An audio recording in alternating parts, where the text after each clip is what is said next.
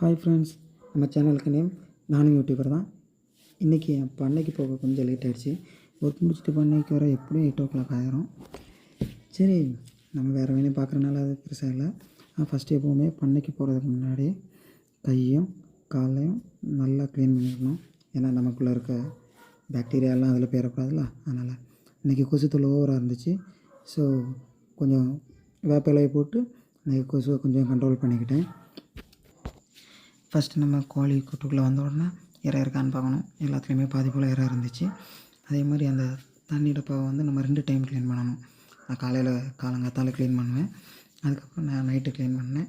Clean பண்ணி இப்போ முடிச்சுட்டு அதுக்கப்புறம் தும்பு எல்லாத்தையும் லைட்டாக அதை கிளறி விடணும். கிளறி விட்டோன்னா தான் மேலே இருக்கக்கூடிய வேஸ்ட்டெல்லாம் கீழே போய் அது மிக்ஸ் ஆகிட்ருக்கும். தும்பெல்லாம் கிண்டி முடித்த உடனே வெளியே மழை வர மாதிரி இருந்துச்சு.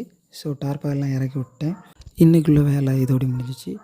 இனி வரக்கூடிய நாட்கள்லாம் டெய்லியும் காலையிலேருந்து நைட் வரை என்ன செய்வேன் நீங்கள் ரொட்டீனாக பார்ப்பீங்க. அதனால் நம்ம சேனலை சப்ஸ்கிரைப் பண்ணி வச்சுடுங்க. இன்ஸ்டாகிராமில் ஃபாலோ பண்ணிக்கிடுங்க.